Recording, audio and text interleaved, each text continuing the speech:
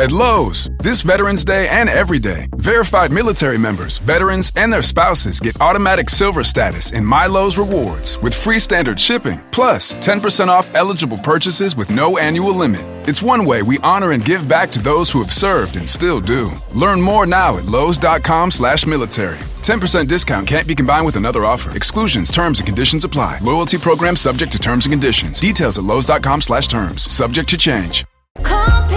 More news and information coming up. We'll be back in a moment.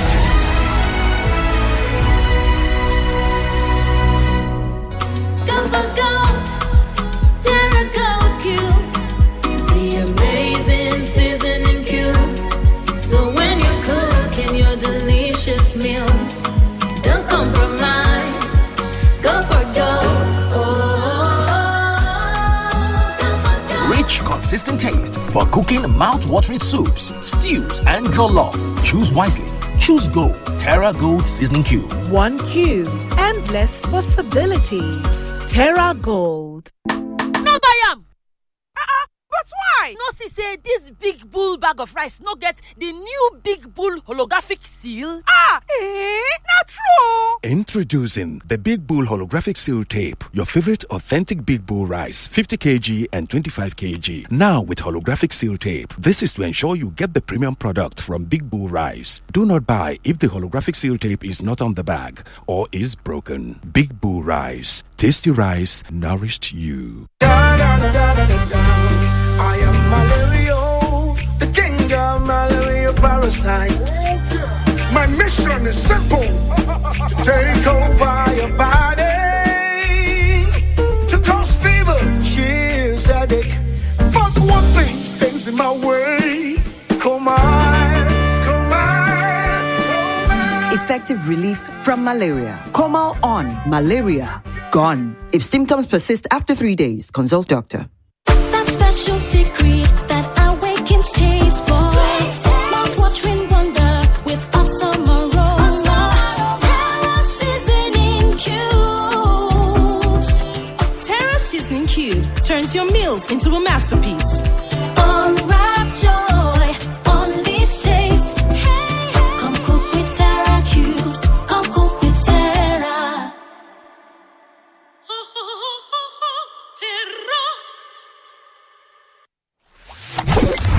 Say hello, Lagos. Hello, Port Harcourt. Hello, Abuja. This is Kids FM, the family fun radio.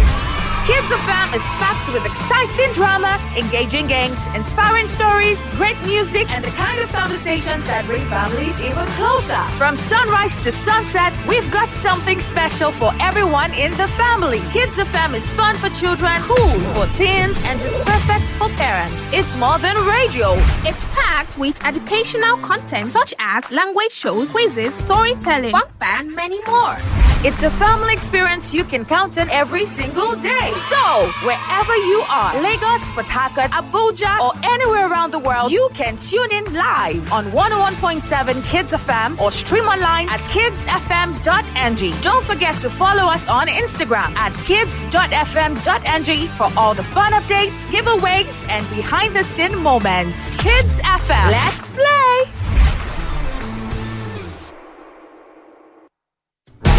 Welcome back to your number one talk, news, and sports station.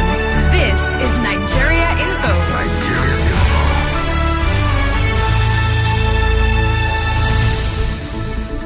Into 99.3 Nigeria Info, where the news hits first and every conversation matters. I believe in Lagos, you already know that every heavy rain feels like another flood warning. And of most importantly, a court has ordered the arrest of former INEC chairman Professor Mahmoud. Labour Party leader calling on INEC to scrutinize candidates' certificates. No Iyaloja general in Edo. Every market has its own Iyeki. After all that has happened in Gaza, is Gaza still a physical place or a symbol? The Trump administration and his minister, shame to them. You see this our bow and go syndrome? It'll be the death of us.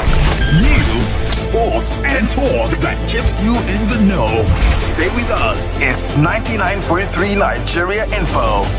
Let's talk.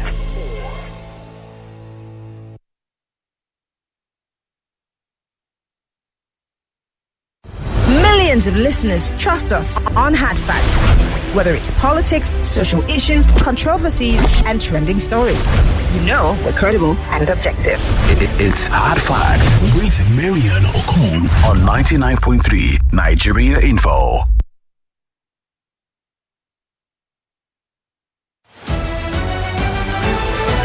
With your opinions in your voice. Join the conversation on Nigeria's first talk radio station. It is the police and the law enforcement agents you have endangered. What does this tell you as a Nigerian? Go to court is part of the corrupt architectural structure. Somebody will see 100 billion and the court will ask the person to pay a fine. Even at the dead body, I will not go for them.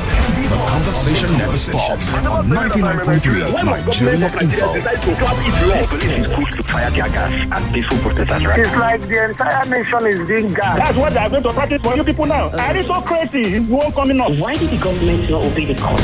99.3 Nigeria Info. Let's talk.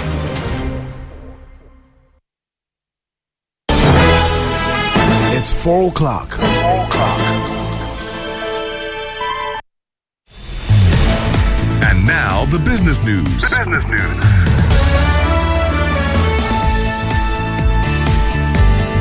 99.3 Nigeria Info. I am Buluwatife Jegede with the business news. Lagos State Governor Babajide Sanwo-Olu says President Bola Tinubu's reforms are beginning to show results. Speaking at the closing of the National Women's Conference, the governor, represented by his deputy, Dr. Bafemi Hamzat, said Nigerians are now seeing falling market prices, a more stable exchange rate, and better student access to funds. He praised women for driving community development and urged them to turn ideas from the conference into action. Also, the Lagos State Governor Babajide Sanwo-Olu is calling on the private sector to take the lead in driving the African Continental Free Trade Area. The governor, represented by Commissioner for Commerce, Cooperative Trade and Investment, Folashade Ambrose Medebem, said AFCFTA can transform Africa's economy if businesses scale production and trade across borders. The governor said Lagos is creating an enabling environment for investment and urged support for SMEs as key drivers of growth. Nigeria's inflation rate has dropped. The National Bureau of Statistics says headline inflation fell to 18.02% in September, down from 20.12% in August, mainly due to lower food prices. A visit to Oyibo Market in Lagos shows prices of staples like rice, beans and garri have reduced as the harvest season begins. Traders are divided. Some welcome the increased buying power, while others say weak incomes still affect sales despite the price drop. And the Nigerian Exchange Group has declared an interim dividend of 1 naira per share after approving its third quarter 2025 financial results. The NGX board says the payout reflects confidence in the group's performance. Shareholders on record by November 7 will receive electronic payment on November 18. And that's all for the news. I am Buluwatife Jegede. Borderlines is up next with Ireti Bakare-Yusuf.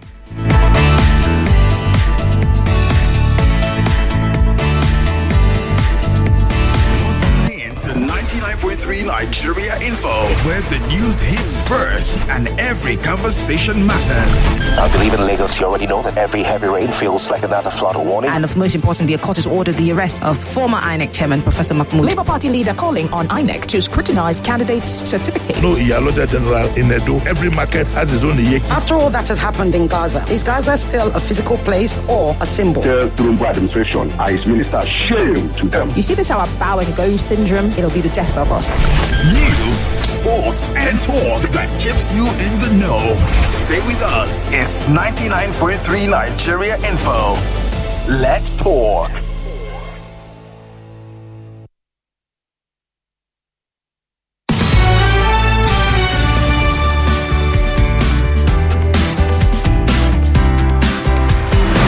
From Washington to Beijing, Moscow to Abuja, London to Kigali. The world is shifting fast. Elections are shaping destinies. Wars are redrawing borders. Economies are rising and falling. And global alliances are being tested like never before. But what does it all mean for you? With a new administration and a new president in the White House trying to put an end to the war. I didn't know the historical context, what the state of Israel means for them. Join the fearless Ireti Bakare-Yusuf on Borderlines every Friday at 4 p.m. on Nigeria Info 99.3 as she dissects the biggest global events and their impact on world peace. Those who are not familiar with Israel or the war itself would not know much about the group breaking the silence. No spin, no propaganda, just deep insights and fearless conversations on the geopolitics shaping our world. People who will call and start telling you about the Bible prophecy about America and everything. See, America is not in the Bible. There's some people who, yes, they share the ideology of, yes, we and these people, we are equal, but they can't speak up. Borderlines on Nigeria Info every Friday at 4 p.m. The world is changing. Don't just watch, understand it. Nigeria Info. Let's talk.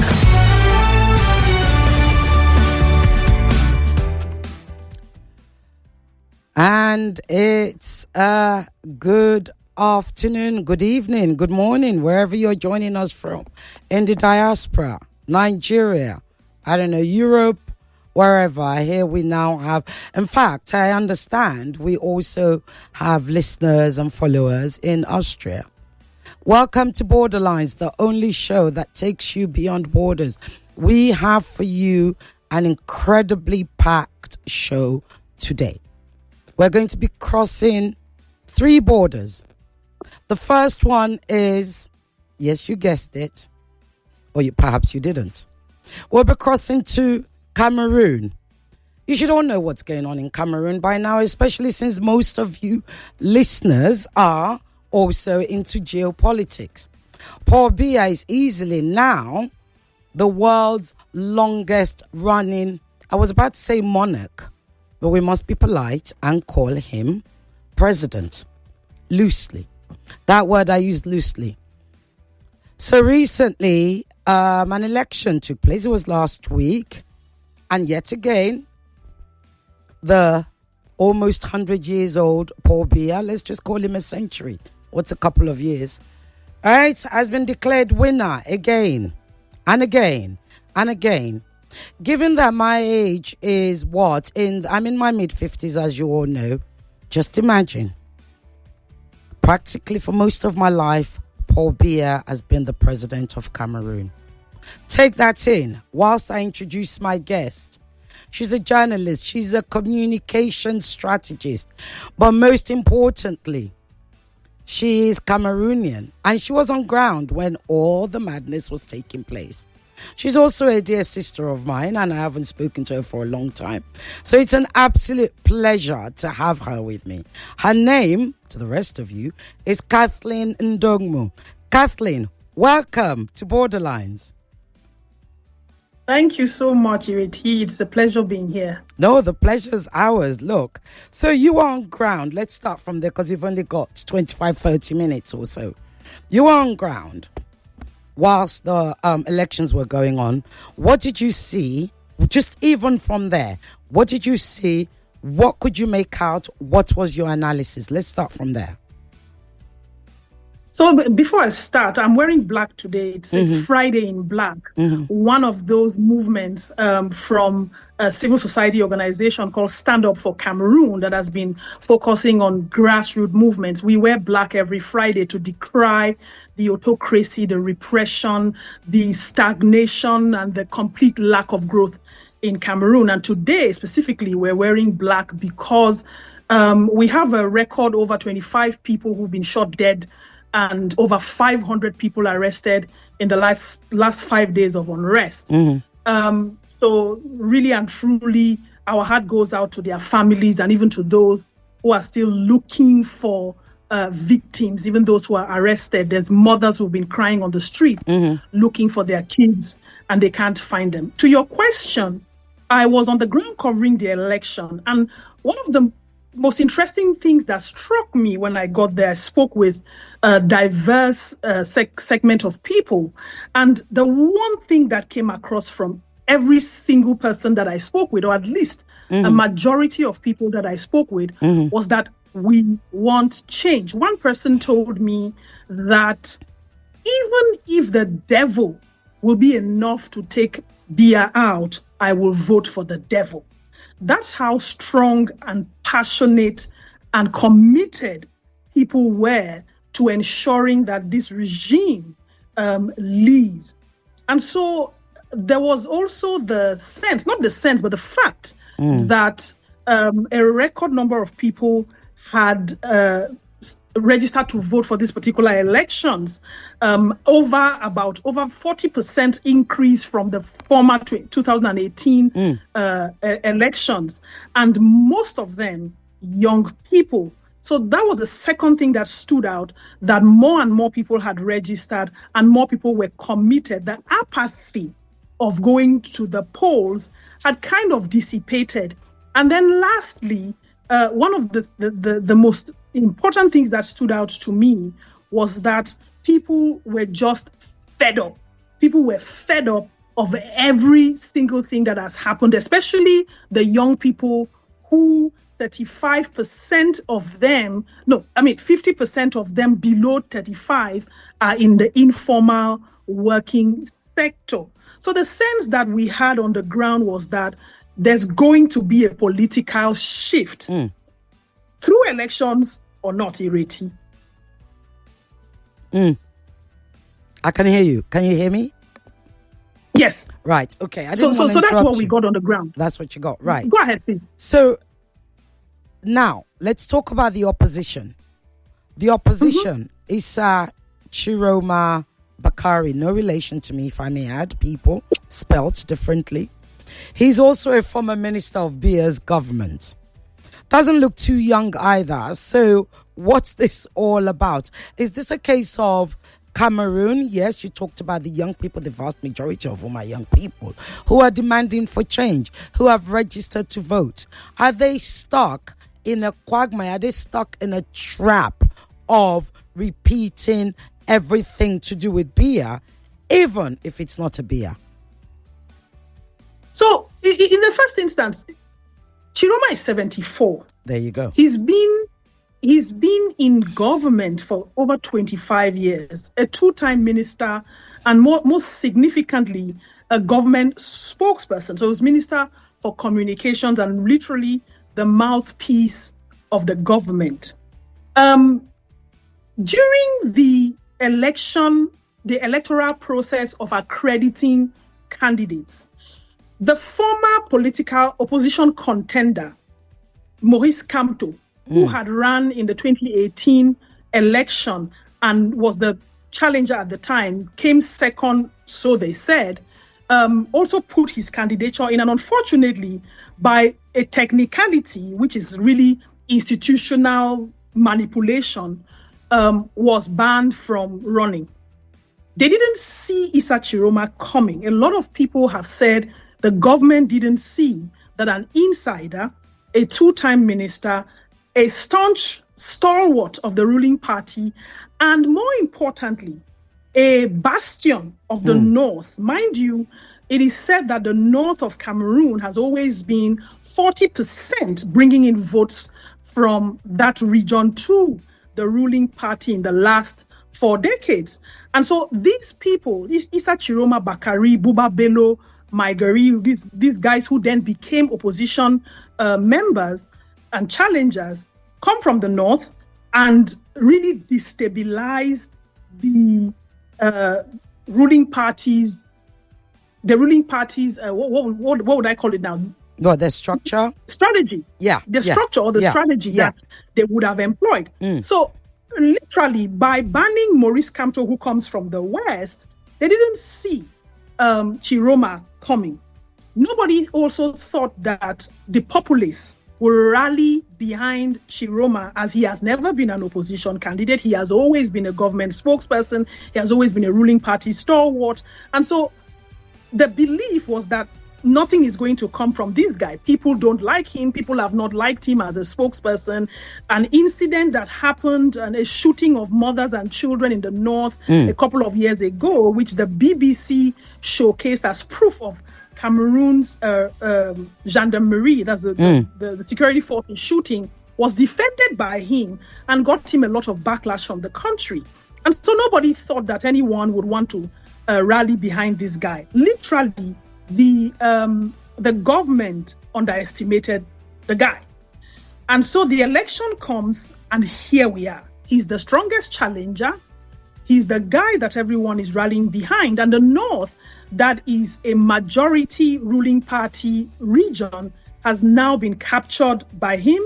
And he's standing strong on his stance that he won the election and he has to deliver the Cameroonian people from the ruling regime's 44 decades of power. Okay. It came out of surprise. Nobody expected him, but he's won. First of all, let me ask, are the votes legitimate, the votes that he got? Would you say they're legitimate votes? I can see you're smiling. Because it's worth asking that question. It is worth asking that question. Let me give you some context on Cameroon's, the belief and the reason why the trust in the institution and the electoral process specifically has waned over the years. Paul Biya came into power in 1982 as power being passed onto him. He didn't run for an election. Power was literally passed from the first president who spent about 20 years in the presidency right on to Paul Biya. In 1984, he then stood again and won by 100%. There was no election because there was only a uni-party state. There wasn't any multi-partyism in 1984. The same thing happened in 1988. No multi-partyism. Multi-partyism came in Cameroon in 1990. And then the real multi-party election happened in 1992. That election was widely contested, and the outcome of that election brought to fore one of the biggest opposition challengers called John Frundi, who is now late, and who became the eye of the storm of the ruling party because he's from the Anglophone speaking region where they had already begun clamoring for secession due to perceived systemic marginalization. That was 1992. Oops. Oh, the network. Excuse me. The network seems to have frozen just at the important time. The technical people are trying to... Right. Okay, you're back. Are you back, Kathleen? Okay. The Constitutional Council only came decades later.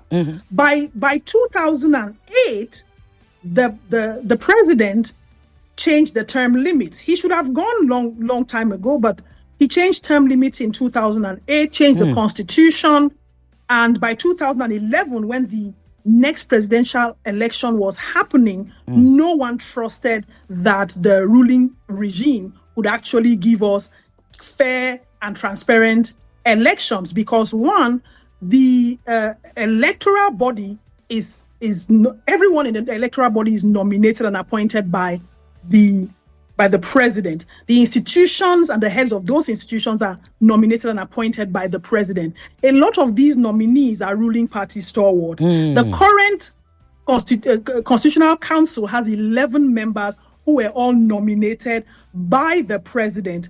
The majority of them are ruling party stalwarts. So to your question, nobody believes that the 2018 election in the first place was free and fair.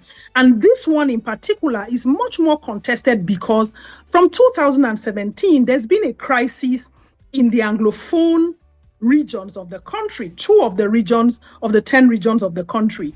6 weeks before the election, these regions were under a lockdown, a ghost town where no one was allowed to go out or businesses allowed or commercial activities allowed to operate. So people are asking the question, how come you had 100% in these regions, over 800% growth of votes between 2018 and 2025 in these regions? Issa Chiroma Bakare and his team, as well as some other independent platforms, technology-facing platforms, have come out with authentic results that were taken on the day of the counting of the votes and said hey, it is not plausible that the ruling party could have won this election in any way, shape, or form. Indeed.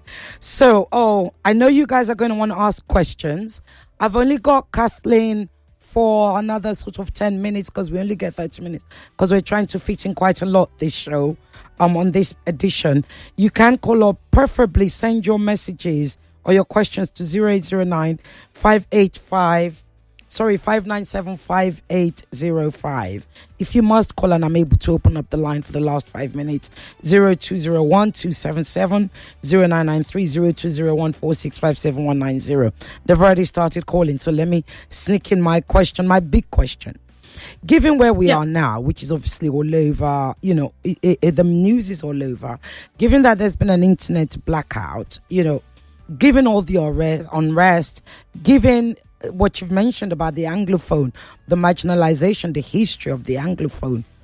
In fact, given the subjugation of the media and civil society, what do you predict is going to happen now? Will the people finally be able to win over Paul Biya? Because, if I may coin this, I think we should look at this, and correct me if I'm wrong, as the Cameroonian people versus Paul Biya.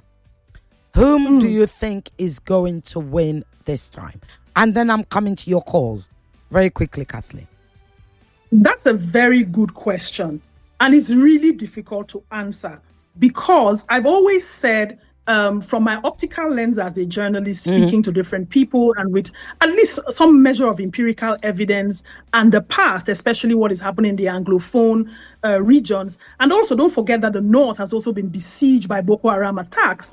What is going to happen is that the country, the way things are going, is going to faction in different pockets of unrest with different warfare happening in different ways because the people no longer want this regime. Right now, there's been calls for ghost towns in other regions of the country, which are not the Anglophone regions, which have already had ghost towns for 9 years. There's been calls for ghost towns. There's going to be the inauguration of the president on the 3rd of November. And ghost towns are being called by champions and CSOs and different individuals saying we need to somehow use people power to get the current regime to succumb to the power of the people. And the only thing people are asking for is the truth of the ballot box. And the regime has dug in its heels, insisting that constitutionally and officially they won the election. So there's been a huge tug of war between the people and the regime, which ultimately, if we continue going in the line of unrest and ghost towns, it's going to be very difficult for even the people in an economic situation which is already inflated, stagnation, lack of growth, lack of infrastructure, and all of that. My wish is that some silo breaks somewhere. Before now, the government had allegedly offered Issa Chiroma Bakare the post of prime minister in the government. But we all know that post doesn't hold much water because that is not the post currently that runs the government, and he declined. So we are hoping that somehow there's going to be a shift. International bodies would always and only come out and condemn and call for dialogue and all of that. But what has Macron said? What has Macron said? France is supposed to be the custodians or the granddaddies of Paul Biya. So if you could do that in 30 seconds, what has France said? The only thing the French diplomatic mission has said, and I think that was yesterday, they came out with a statement calling for restraint and dialogue and literally saying, look, we are condemning this unrest. But I see it as, and this is a historical thing, I see it as France protecting its interests, basically, Ireti. Yes, indeed, absolutely, because that's literally as empty a statement as diplomatic statements go, right? So I'm going to come to your calls right now. Make it 30 seconds. We don't have much time with Kathleen. Short. Kathleen, grab a pen. I'm going to try and grab 3 questions together. All the lines are going. Okay. Do you have a pen and paper near you? Okay. Hello. Hello. Very quickly. Good afternoon. Good afternoon. Good afternoon. What's your question? Short. Yeah. My question is, what is happening now in Cameroon, the unrest? Is it not for Biya deliberately playing to the whims and caprices of the Anglo-Cameroon, the Ambazonians? Because judging by... No. I don't have time. We don't have time. So your question is what exactly? Yes, we already have divided army. Some are backing... Merchant man, we don't have time. What exactly is your question? That likely you think Paul Biya is playing... We already have divided army, and it will split the country into two. The other one is going to the... I have to cut you off, right? That's one question. You've got it, Kathleen. Everybody, we don't have time. I've got literally 6 minutes left with Kathleen. Hello. Hello, good afternoon, Cecilia. Good afternoon. What's your question, please? Madam Lucky, I come from Bedileki. Go ahead. Let me ask your guest, I believe it's, I don't think it's a 92 years old woman. See, let me ask her that if you look at Madagascar, when those people that are supposed to defend the regime, they are no longer there. The man jumped into helicopter and ran away. You ask your guest that if those young soldiers and that man is saying they divided, the women that are the ones suffering it. If they should unite to join the people, do you think that Pobia is a living God that will not...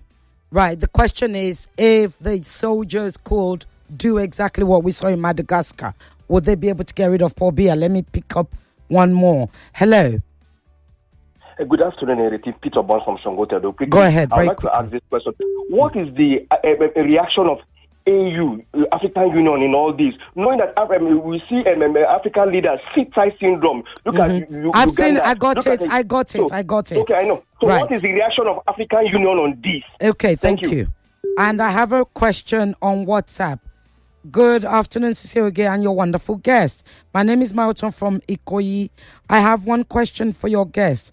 Will she come back to borderline? Will she come to borderlines? Of course she can.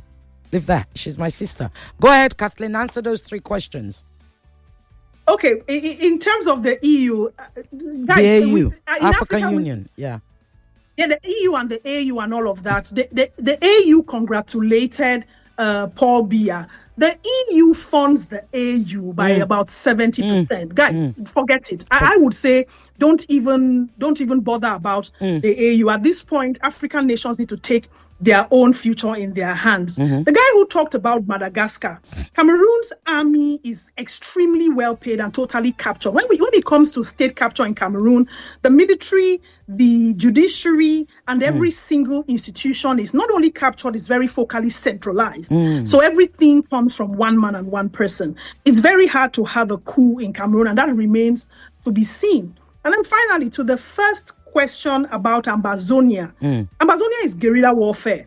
The guys who are the Ambazonia defense fighters literally are people who are sponsored and they picked up arms, civilians who picked up arms, and they're fighting against the army and giving their own directives and laws and all of that in the Anglophone regions. Because they want to secede from the main Cameroon. They want to secede from the main Cameroon. The fear, like he mentioned, is that if this is something that other regions copycat, for example, if the North decides to copycat that, then we have a very fractured country and we're looking at civil war.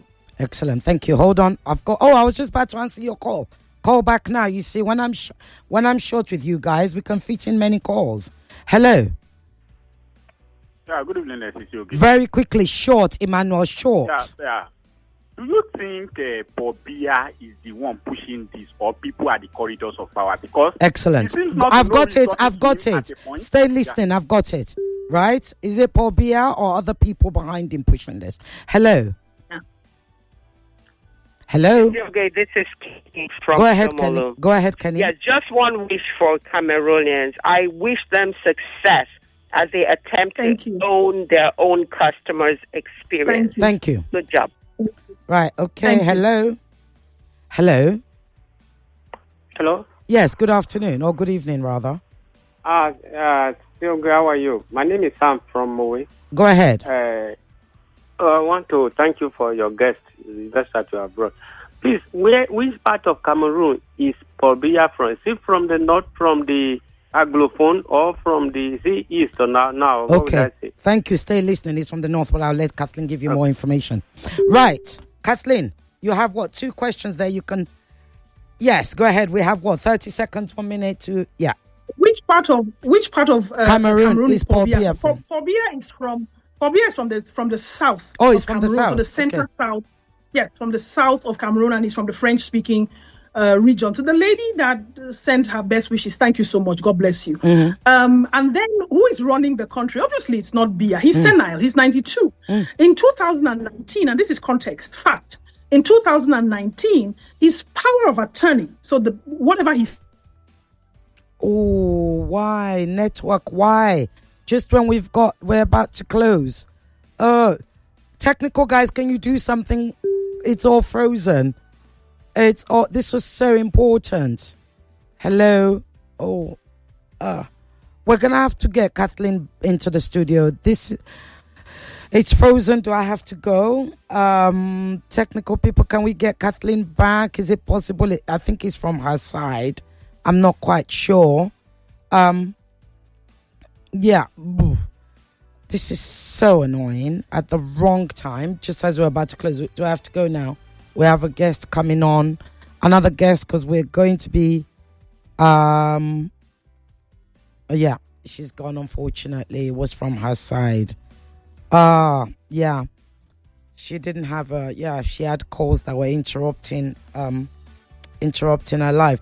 Unfortunately, that's all we can do for Cameroon. We will get Kathleen back for a longer conversation because it is important.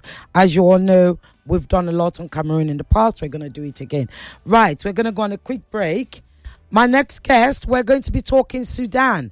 El Bashir, it's not a crisis. The new hashtag is, it's not a civil war. This is coming from Sudanese people.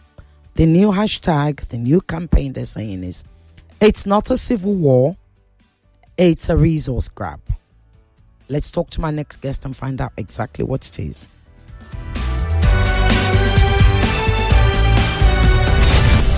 Above and beyond borders.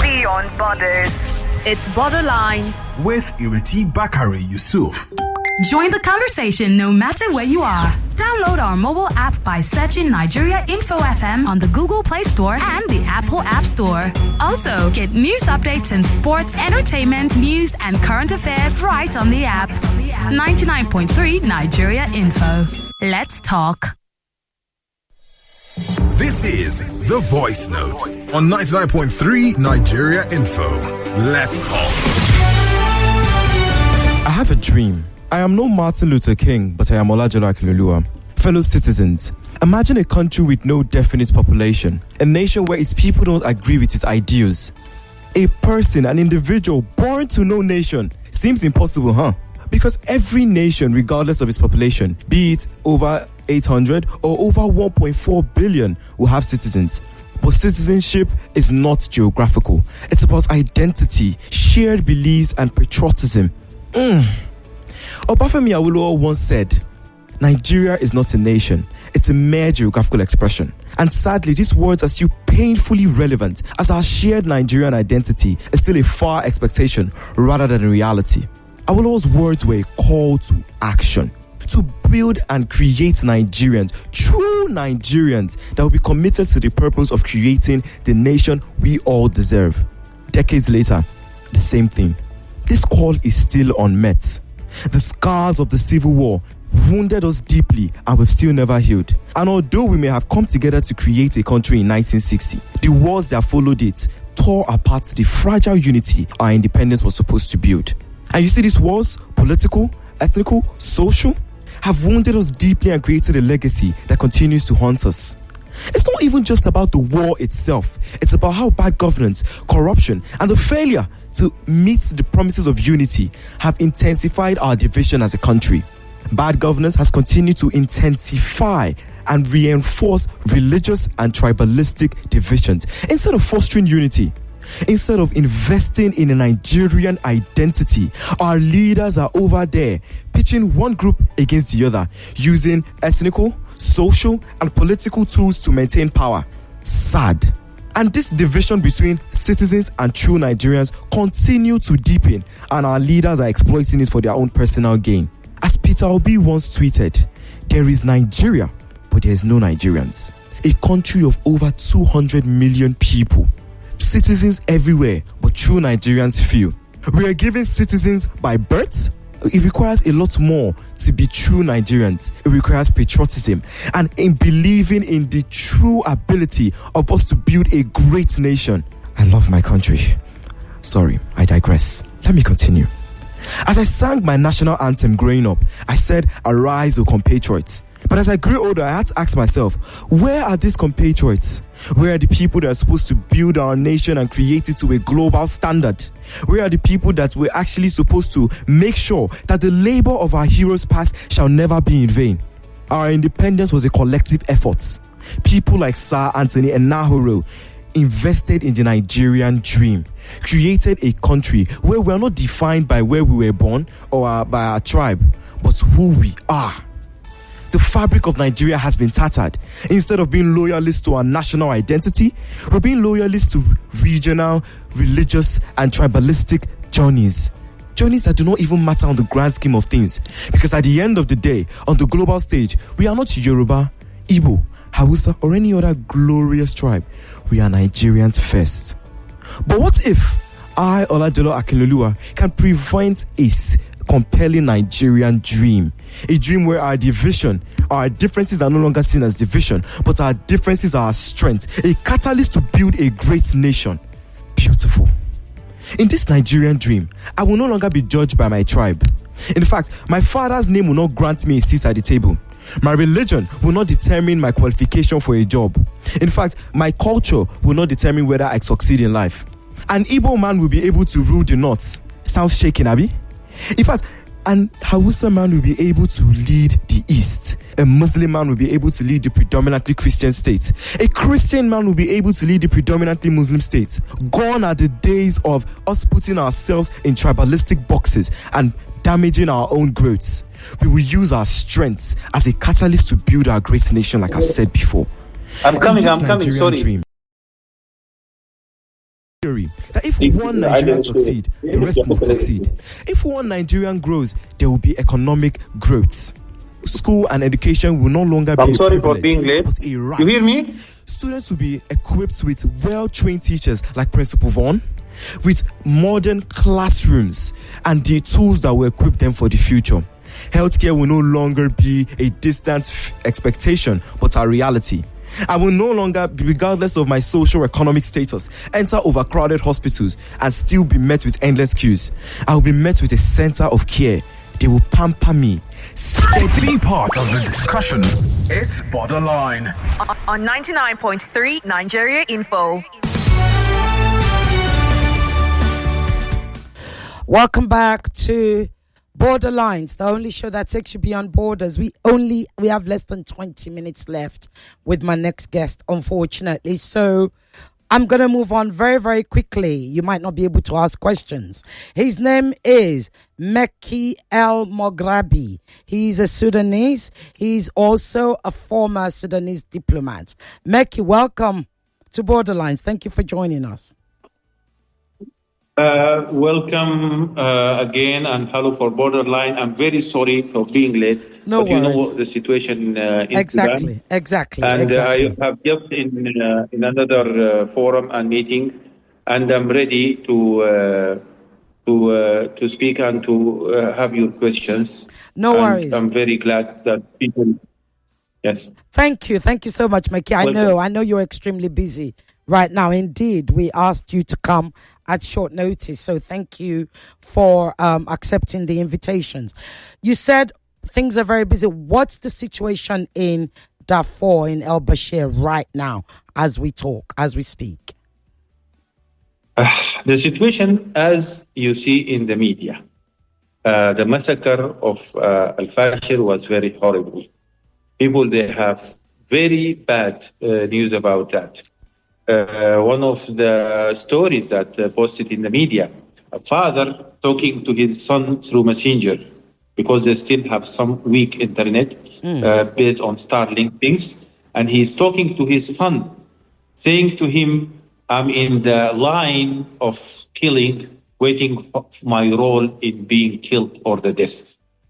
And I ask you to take care of your mom and your sisters and be man. And then the son started to cry because he is looking at his father while his father waiting his time to be killed by the Janjaweed or by RSF militia. And the father saying to his son, you are a man, you should be strong, don't cry, I will face the death now and you will take care of the family. It is live situation of killing. It is ongoing killing by RSF, which is funded by United Arab Emirates, unfortunately. We should be clear on that. We cannot let Wall Street Journal to talk about the fund from UAE to the RSF, and we as African, we know that happening, and then we keep quiet. This is what is happening in Sudan now. The RSF militia is a group of terrorists, a genocidal gangs, practicing killing to eradicate people and take people from their lands and bring other people. And those other people, even they use them. It's something is coming out from Sudan, just like all things happening in Africa. They want to bring African to the weakest point so that the colonization will come back again to Africa, being colonization from Europe, from Israel, from America, from anywhere. But this is something has been done and organized to make sure that African countries will be weak and the African states collapse, and then they try to persuade you or to drag you to weak settlement that legalize the lives of the rights of the settlers. Okay, you cannot convince me. Yeah, go ahead. No, go ahead and finish. You cannot convince me. Yes, you cannot convince me that you bring Arabs from the Sahel region, from specific tribes, to kill people in Sudan and to take their lands, and then you ask me to make an agreement with them. And that will be just for legalizing their settlement in Sudan. The same mind that taking Palestinians out of their lands and trying to take their lands, the same mindset, the same planner, the same mastermind is practicing the same now in Sudan. Okay. Let me break this down because I need my listeners to be able to understand this. You mentioned the UAE. Indeed, the Sudanese ambassador to the United Nations yesterday during the emergency UN meeting actually mentioned the UAE. The UAE refutes that allegation. What does the UAE want from Sudan? Why are they actually allegedly giving and arming and sponsoring the RSF to commit these atrocities? What is in it for the UAE? Look here, the Yemen, they accuse UAE with the same, and they submitted a complaint against UAE on the National Security Council, and they refuted the accusation. The Libyan, they submitted accusations and complaint against UAE with what's happening in Libya, and they refuted. Somalia, they submitted a complaint against UAE in the Arab League, not in the National Security Council, and they refuted. Algeria, they accused UAE also with trying to spy on behalf of Israel on Algerian lands. And they kicked some of the diplomats from UAE. So Sudan is not odd from that. And having UAE to refute this accusation is not odd from the situation. And if you don't stop that in Sudan and in Yemen, in Libya, in Somalia, you will have another country with the same. So the same problem happening. Indeed, but what is it that the UAE actually? What are you saying? What is it that they want from Sudan? What are they getting in return? That is the most important question. And even us in Sudan, we took some time to understand, because by logic, you cannot accept people who are rich in their country. They don't need other countries, very low population comparatively with other countries that they are fighting.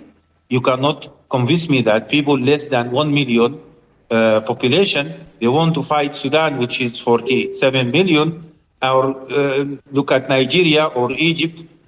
All these countries, you can just name a city in these countries will be equal to the population of UAE. But what happened is UAE has been hijacked by Israel.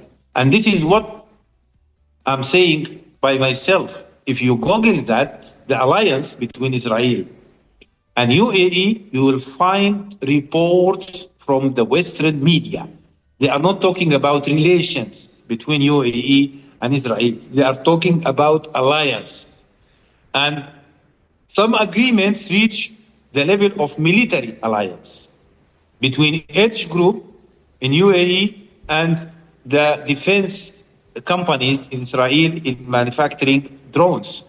All experts in the field of military, they know that the level of joint manufacturing of weapons, that is the highest level of intelligence and military alliance. So, because that level dealing with secrets. So what you're saying is there is an alliance between the UAE and Israel, and whatever it is, so yes. Israel is hiding behind the UAE. So you're saying the UAE, the United Arab Emirates, are not actually taking anything from Sudan. It's actually Israel that is benefiting from what's going on in Sudan. Is that correct?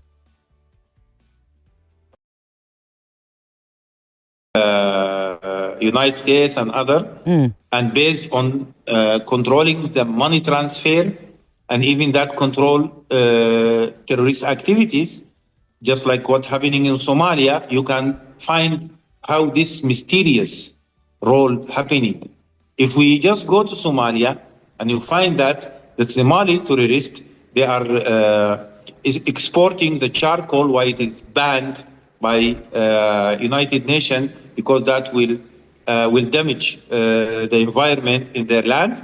But when they export it and they save their money in banks in UAE, and then they finance criminal and terrorist activities by the money that they're making out and saving that. So it's a multiple role happening in the region, and that explains for you why they are doing the same in Yemen, why they are controlling islands, why they are pushing Ethiopia towards war with Somalia and Egypt, why they want to finance a new port in Somaliland controlled by the Ethiopian, while the government of Somalia, which is sovereign, independent country, they have the right to control their lands. They have been isolated from this deal, and they want to force this deal as a de facto economic relation between Ethiopia, Somaliland, and the sponsors of the port, which is United Arab Emirates, and that to control the Red Sea, and that to balance the Suez Canal with Egypt and others. So it's a geostrategic ambitions based on alliance, and you cannot isolate that from Sudan. Okay, so thank you so much for breaking down. You've painted, really informative and educative sort of structure for us to learn from. What next? Because we've only got, 7 minutes or so, and I'm going to have you back, Mickey, because there's so much to unpack and so much for people to learn. What is next then? Given what's happened yesterday at the UN, what are you expecting? What moves should we, or you, as when I say you, I mean Sudanese, are expecting from the global community? Or will nothing happen? For me, as a person who in the media career, international media for a long time, and also I practiced diplomacy. I was the media counselor in Washington, D.C. For Sudan Embassy for some time, and I involved in public diplomacy inside Sudan and African public diplomacy. I can tell you, United Nations is just a platform that Sudanese people can raise their voices. But you cannot expect any decision coming from the United Nations Security Council, which is the same council that witnessed more than 30 vetoes siding with Israel against the Palestinian rights. So it's a game for the big players in the world. Sudan has good relations with Russia, and the Russia voice during the meeting was very supportive to Sudan, and Russia told them that you should, just for solving the issue of Sudan, to cooperate with the new formed government that led by Professor Kamal Idris, which is a civilian government with experts with him, and that was part of the road, because Sudan and some political parties and some experts and activists, they came up with a roadmap and they submitted the roadmap to the government, and the government submitted the roadmap to the United Nations, to the African Union, and according to the roadmap, a new civilian prime minister has been appointed and then welcomed from the United Nations and welcomed from the African Union. So what? You need him to lead the dialogue between the Sudanese nationals, not a solution coming out from outside from Africa, because that again is African solution for African problems. Of course, absolutely. But what we're seeing though, you can call. I would just be able to take one question, short, sharp, and succinct, because I have just 3.5 minutes left. Okay, just 1 second, Mickey. Hello. Good evening. Short. Titilok by short. Short. For other countries condemn RSF for the last attack they have in. Hold on a second. We can't hear you. Your voice is low. Hello, can you hear me now? Yes. Yeah. Saudi Arabia and 4 other countries condemn RSF for the last attack they had in the western region of Darfur. Now, is it too late for Saudi Arabia to condemn the RSF or to take side? Because if Saudi Arabia has been proactive longer than this time. No. I don't have time. So can Saudi Arabia still come and actually condemn the RSF, by extension condemning the UAE? Question, is it not too late for Saudi Arabia? Is to be speaking now. Late? Okay. Is it not too late now? Okay. Right. Saudi Arabia, is it too late for them to now be condemning the RSF? That's one question from my listener, Meki. The other question that I have for you, the other question that I have for you, and I'll give you a minute to answer both of them because we've run out of time, is that we now see a divided Sudan. We see, the balance of power seems to have shifted to the RSF, with the SAF, which is the Sudanese armed forces, actually falling behind. Is there a way for unity? Is there a way for the government to take back control? Can we look forward to that of the country? Okay. The question of Saudi Arabia is clear. Yeah. Saudi Arabia, they condemned the RSF in Al-Fashir, and they supported the new appointed Prime Minister Kamal Idris, and they welcomed him. And now they have cooperation with Sudan. Actually, I cannot say at all that RSF can control Darfur. What's happening in Darfur is not control. What's happening in every area that witness the RSF, you can call it deployment. But if you talk about control, ask about hospitals, people, schools. That not existed. That not happening. So that you cannot say RSF controlled area. You can say criminal deployment RSF areas. Because people they skip from RSF areas going to SAF. So it's a media trick saying that government control lands and government or RSF control. There is no control. Thank you. There is criminal deployment, there is genocide, and it is still happening. Thank you so much, Mekki El-Grebi, former diplomat to Sudan government. We're going to have you back, Mekki, because we need a longer conversation. Thank you so much. And our heart goes out to Sudan, and we will stay watching. We wish you the very best. Sure. Thank you. Thank you. God bless you, brother. 99.3 Nigeria Info. We'll be right back. Hey, see package. This is what I call full house. Yes, sir. That's me. Who's talking about you? I'm talking about this Peak Yogurt Drink Full House Pack in your hand. The Peak Yogurt Drink 1 liter Full House Pack with more refreshment contains fresh cow milk. Share and enjoy full house goodness filled with essential vitamins and minerals. Peak. Reach for your peak. Across Nigeria, stories are waiting to be lived. Family reunions in Calabar, big deals in Lagos, new adventures in Owerri, and one airline makes them all possible. Welcome aboard Cali Air, operated by ValueJet.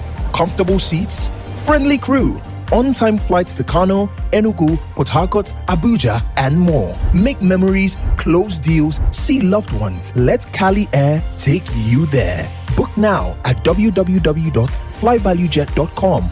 Cali Air, proudly cross river. Guess what, Nigeria? The Kellogg Superstar Quiz Show is back with season 4. Get ready to watch young superstars from schools across Nigeria battle it out in the ultimate contest of knowledge, speed, and fun. Catch all the excitement from 12th October on Z World, DSTV channel 166, and GoTV channel 30 every Saturday.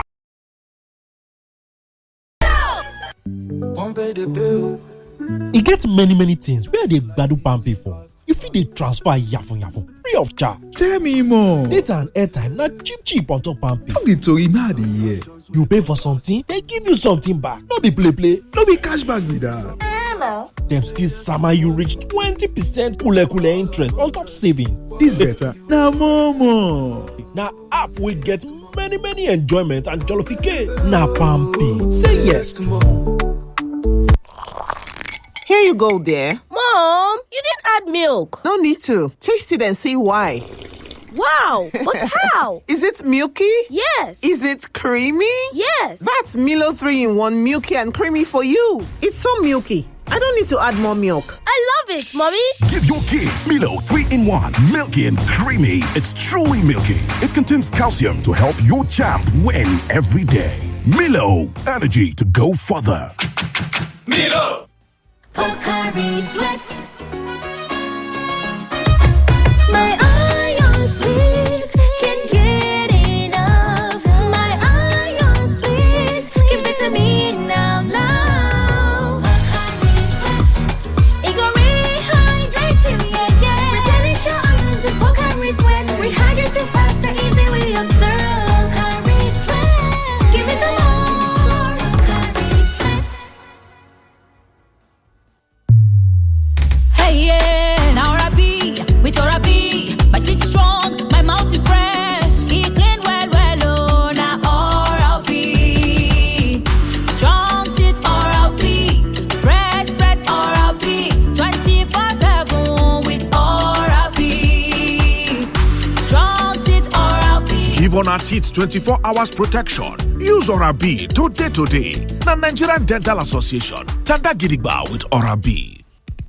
Okay, let's do some ValueJet math. Take one dependable airline with a reputation for reliability. Add 2 exciting West African destinations, Accra and Banjul, multiply by countless cultural experiences and breathtaking views. Divide by the consistent service ValueJet is known for. And what's your answer? The right formula for your next trip. ValueJet connects you to West Africa with new routes to Accra and Banjul. Whether it's a business trip, bagging a degree, or a dream vacation, ValueJet will take you there. Book your journey on www.flyvaluejet.com. Always ready. ValueJet. Wings for everyone. See, everybody with him own wahala. Every day comes with its own version of challenges, and you have to be ready to face them, because only then can you move on to the next. That's why I never miss my breakfast. Scratch that. My peak breakfast, with the nutrients and energy I need to face each day, one challenge at a time.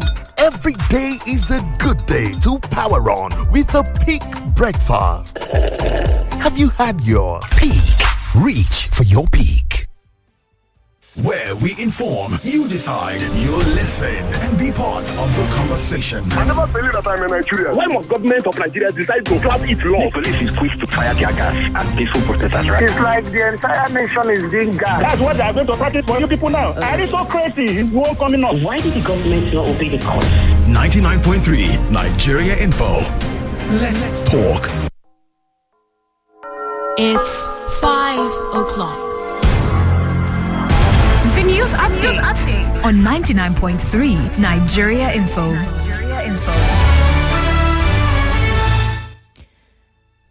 Lagos, this is 99.3 Nigeria Info. Here are the headlines we're tracking at this time.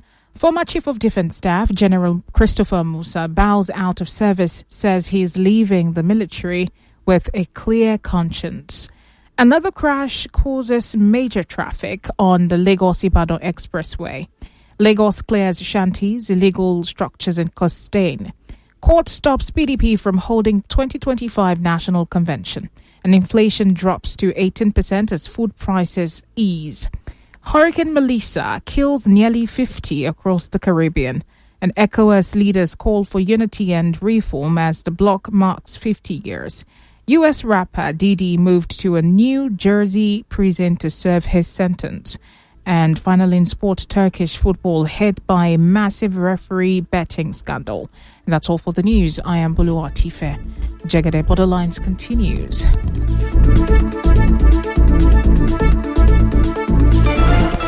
Stay informed and stay connected on 99.3. I think questions against Pengaston is who are they fighting for? I mean, this Pengaston is supposed to serve. Be part of the discussion. It's Borderline. On 99.3 Nigeria Info.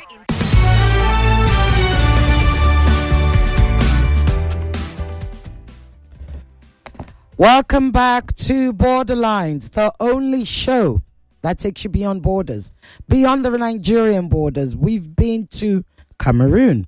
We've been to Sudan. Now, an exclusive. This is a Nigerian media exclusive. I am super excited. I know you're all super excited. As I keep telling you, Borderlines brings you the biggest guests, especially those shaping international conversations. Right. You must all know by now that President Donald Trump seems to have a beef. Let's call it that. A beef with President Maduro of Venezuela. He claims that Venezuela is responsible for the drugs that are the narcotics, that is, not your paracetamol, that is coming into America. He claims that without evidence. Indeed, what he also does, rather than speak to anybody, rather than present any evidence, he goes ahead and he kills Venezuelans in waters, Caribbean waters. Well, joining us right now, all the way, I'm not even going to say what I was going to say because that would be rather unprofessional of me.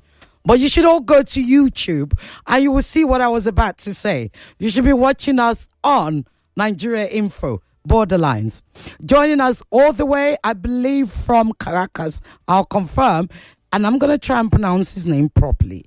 It's Temia Porras Ponchaleon. Am I correct? You're absolutely correct. Whoa! Thank you so much. Thank you so much for joining us. Welcome to Nigeria, digitally or remotely. Welcome to Borderlines. It's an absolute honor to have you. The honor is mine. I'm so happy to talk to you and to engage with your lovely audience in Nigeria. Yes, it's indeed. An honor. Thank you. So, you heard my introduction. Break it down for us. What is going on? What is it? Why did President Donald Trump suddenly, out of the blue, without warning to the international community, we must call it murder because there is no evidence, begin to murder people suspected, according to him, to be, narcotics traffickers on the Venezuelan waters? What's going on? Well, as you describe it, it could be described as a mystery because, as you said, there is no evidence that Venezuela in particular is the origin of the flow of drugs going into the United States. It is well known, probably less so in Nigeria or in Africa, but in Latin America, there are major cocaine producers. There are countries that produce, the raw material that then becomes cocaine, and those countries are is not to point them out, but it's historically the production is located in Colombia, which is a neighboring country to Venezuela. That is true, but Colombia has been the center of the production of cocaine, and further south there are countries that produce the coca leaves, which is the raw material. Peru, Bolivia, and Latin America is a subcontinent that is connected to the United States through Central America, and that's the reason why the Mexico border between the United States and Mexico, of course, is a major place for this drug trafficking to happen.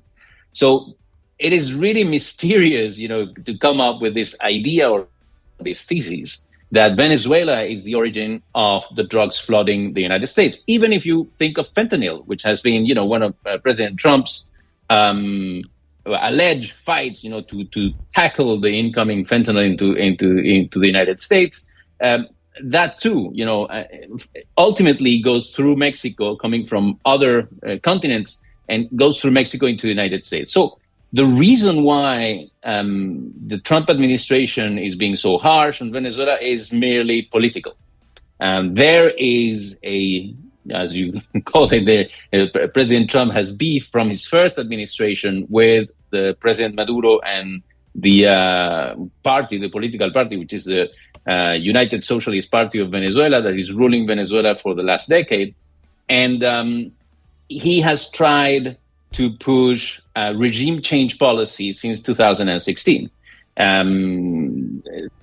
These policies include sanctioning personally, the high members of the Venezuelan government, imposing sanctions on the national oil company of Venezuela. Venezuela cannot freely trade its oil in the international markets.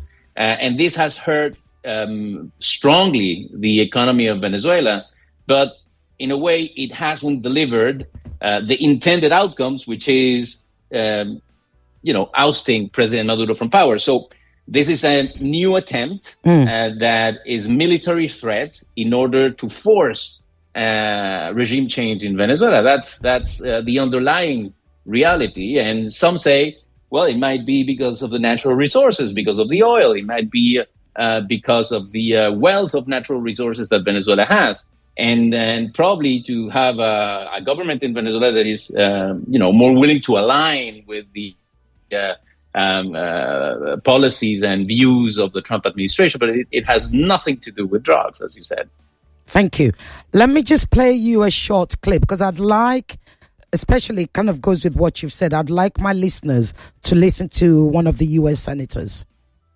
This is a very bad actor sitting on top of the world's largest known reserves of oil plus the critical minerals that will fuel the 21st century economy, and he's in bed with our strategic competitors. And how has he been able to cling to power for as long as he has? I mean, let's be very clear. This is a criminal organization masquerading as a government. This is an individual who is under indictment for narcotics trafficking, commits human rights violations, someone who has used the apparatus of the state to throw people in jail, to torture them, to kill them. Right, so that's a clip from 60 Minutes with one of the U.S. senators. He makes a lot of claims there. He calls President Maduro's government a criminal organization. He accuses him of using state apparatus to put people in jail. Is there anything he even talks about the fact that, look, President Maduro is sitting on the world's largest oil reserve, and he alleges that he's in bed with our opponents.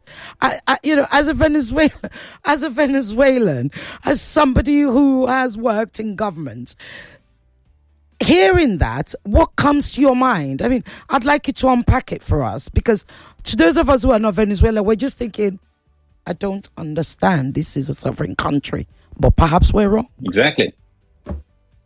No, you're absolutely right. Venezuela is a sovereign country. Again, as in any other country in the world, there are, I would say, political debates, opinions.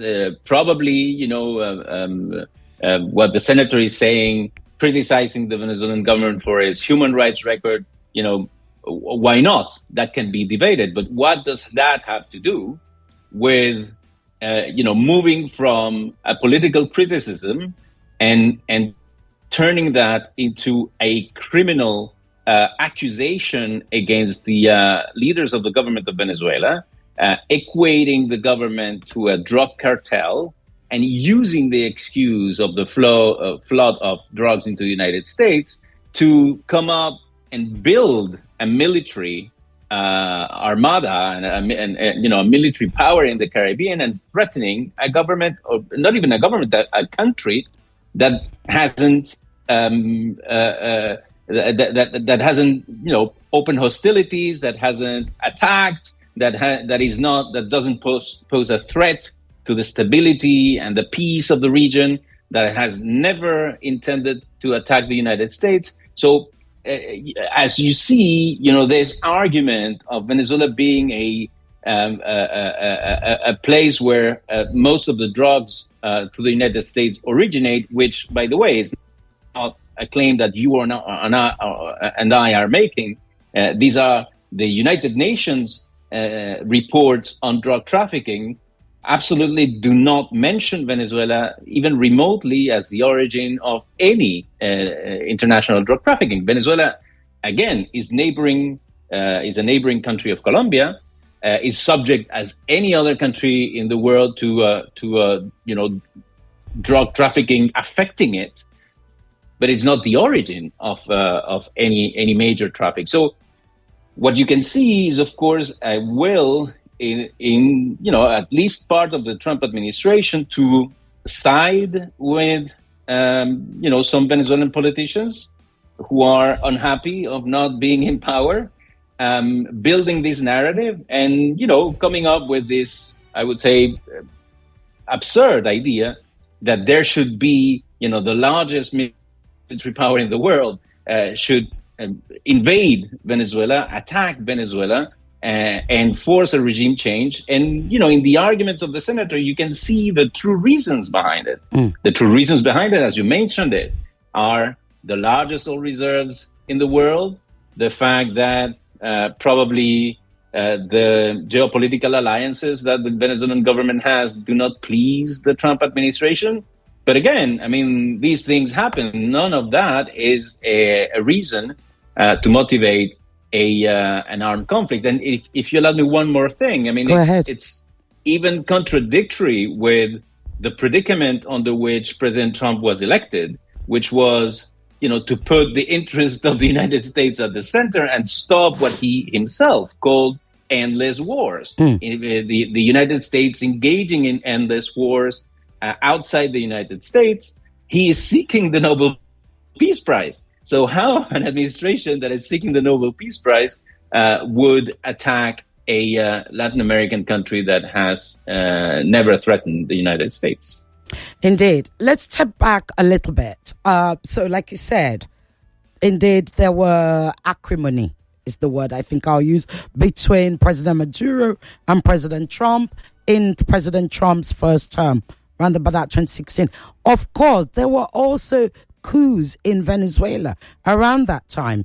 Back then, President Maduro actually pointed at John Bolton, President Trump's advisor at the time, National Security that's right, thank you, yes. NSA, to being the one behind those coups. Of course, John Bolton said America had nothing to do with it.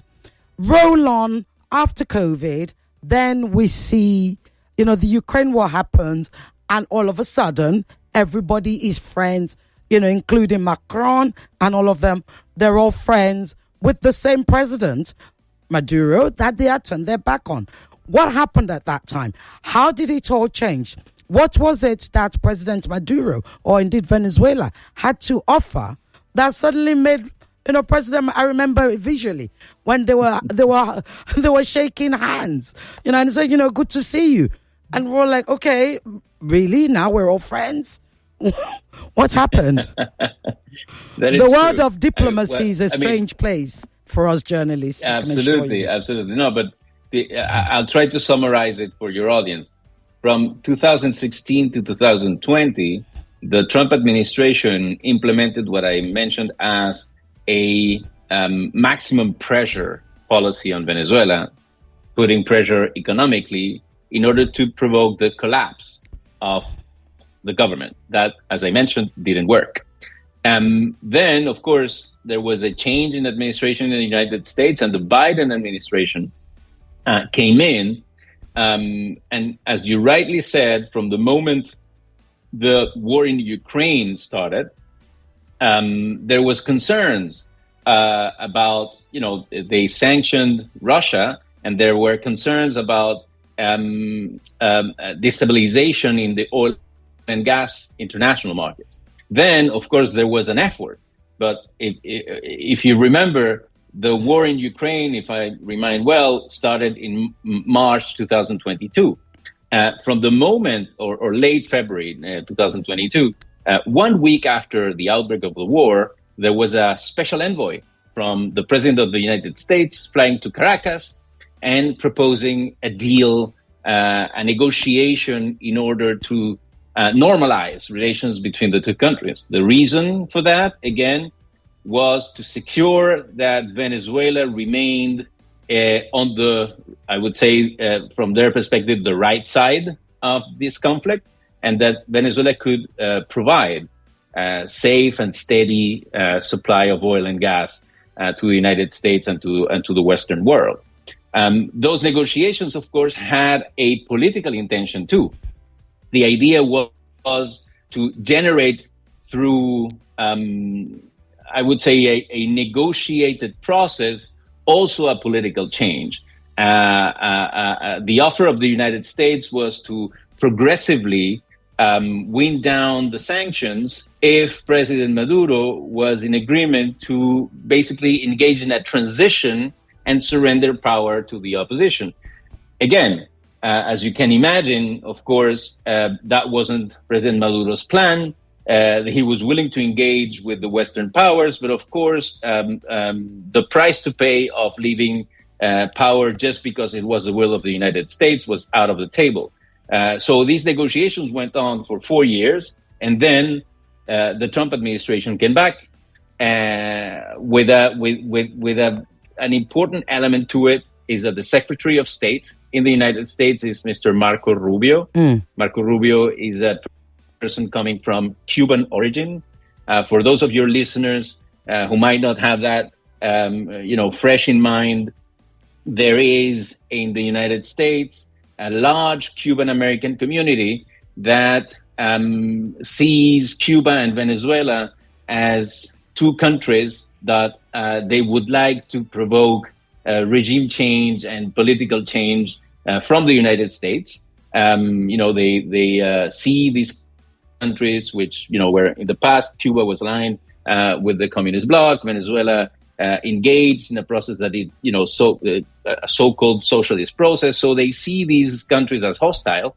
And the Secretary of State, Marco Rubio, came back again, pushing for a policy of regime change and supporting the opposition to President Maduro. So the Trump administration, in a way, has come back to the position of 2016, erasing probably this progress, if you want to call it that way, that was made after the outbreak of the Ukraine war. And now, of course, are coming back to try to generate change in Venezuela, but the hard way once again. So whilst this is about oil, as you said, as we heard the senator say on that clip, is it also about the rare earth in Venezuela? What rare earth does Venezuela... Because, in fact, let me put this in. I recently saw an interview with Lindsey Graham, Senator Lindsey Graham, who said, and I quote, President Maduro is supporting Hezbollah. Over to you.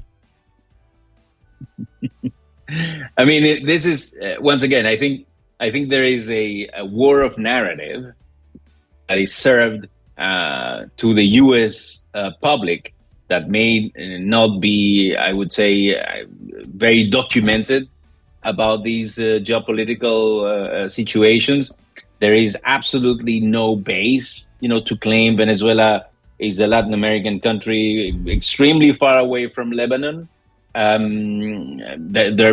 are, like in any Latin American country, again, Lebanese communities living in Venezuela, but as you have in Brazil, as you have in other countries, there might be, Lebanese people living in Venezuela, but the political connection between Venezuela and Hezbollah, I mean, this is the narrative that seeks to impose the argument that Venezuela is supporting terrorism because Hezbollah is a terrorist organization in the U.S. and the European legal framework, and therefore this easy connection makes potentially for Senator Graham more acceptable to the U.S. Public that there might be a military action. But all these so-called connections between Venezuela and drug trafficking, Venezuela and a terrorist organization, make part of this buildup that is being made by the Trump administration to intimidate, to justify, the unjustifiable, which is again a potential war of aggression against a relatively small country that, of course, could not defend itself if the United States were to invade it. Second, to criminalize governments that are not aligned, with the United States, whatever the criticisms, you could have on their political orientations or internal record, or all those conversations can be had, but in no case these conversations or critiques are justification to unleash a war of aggression against a neighbor. Indeed. You've referred to human rights record of President Maduro, and we know, it's said that some 8,000 or so Venezuelans were killed, during the last elections. What would you say is President Maduro's human rights record, and why is it reputed to be so bad? The problem, I would say, the reason Venezuela has had an immense political polarization during the last 20 years, let's say. From the beginning of President Maduro's term, he came to power in 2013 after the death of, I don't know if you remember, President Hugo Chavez. Absolutely. Who was, a very charismatic and famous leader around the region. So President Maduro was a successor of President Chavez, and from the moment he came to power, the opposition to President Maduro believed that the absence of President Chavez, who had a stronger leadership, was an occasion, was an opportunity to be seized. And from the inception of his term, started opposing his rule through violent means. So in 2014, violence outbreaks happened in the capital, Caracas, which is the capital of Venezuela, with armed gangs trying to seize power. And from that moment on, of course, there was violence and there were people killed on both sides. That was the starting point for the Obama administration, back then in 2014, to create the basis for the sanctions that were imposed on Venezuela. So that started in 2014. And from that moment on, both the United States policies and their proxies in Venezuela, because there's a part of the opposition that is very close to the United States government, started escalating against President Maduro and progressively moved towards not recognizing the legitimacy of his rule. So from the moment we were in that situation, sanctions affecting Venezuela, polarization and potentially armed confrontation in the country, it was impossible for the Venezuelan society to solve, its political debates through institutional and normal means. And from that moment on, I would say that the democratic process in Venezuela was derailed. The opposition wasn't seeking to seize power through democratic means. And the government argued that from the moment there were U.S. sanctions imposed upon it, it would not, go to elections in I would say, a normal way, because the sanctions needed to be removed. Going to elections under sanctions, they believed, was not a fair and free framework to have elections, because once again, the government was prevented from ruling and prevented from achieving economic prosperity, since the country was, again, cut from the international markets, prevented from selling oil, etc., etc. So the origin of all that, again, was 2014 and those confrontations. And again, I mean, everybody, I would say, in Venezuela, both the government and the opposition, have a responsibility. This is not a one-side fault thing. So again, and I would even say Venezuela's human rights record could be worse. And fortunately, all this tension hasn't, I would say, ended up in civil war. It's almost a miracle that Venezuela has managed to remain a peaceful country, given the amount of polarization and political polarization that we have witnessed during the last decade. If we were, again, to worry about human rights in Venezuela, why don't we also, call for the account of how many people suffered, in 2016 and 17, the Venezuelan society was lacking basic goods because there was no money to import basic goods or procure basic goods, because there was economic sanctions imposed upon Venezuela. Millions of Venezuelans had to migrate because of the enormous economic crisis and social crisis that was unleashed by the sanctions. So once again, when we talk about human rights records, we need to see, the two sides of the story and ask, for instance, the United States government, why is it imposing still today economic sanctions that don't only affect the Venezuelan government, but affect the Venezuelan people by and large. So in the past, Venezuela has turned to the United Nations and the ICJ for help, but they didn't get much success. So what avenues remains for Venezuela to turn to now, especially given that the situation appears to be escalating higher and higher, more and more lethal, if I may use that word, every other day? Listen, it's a very good question, and I would probably try to answer it this way. In a situation of tension, if you keep increasing the tension, there is you have no guarantee that, one, the crisis will be solved, and two, that the outcome will be a virtuous one.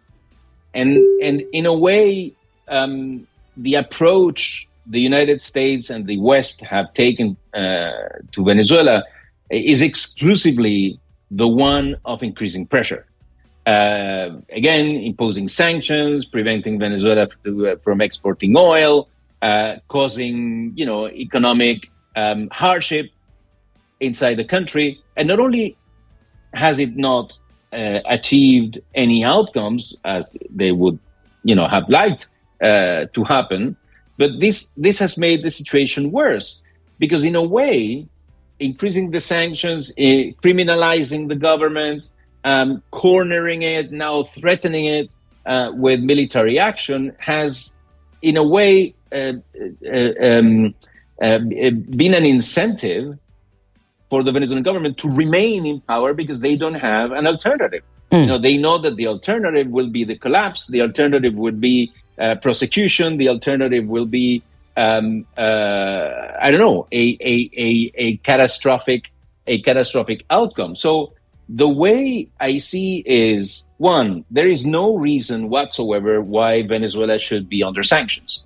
Again, Venezuela may have internal problems, but it doesn't pose a threat to international peace. It doesn't pose a threat to international stability.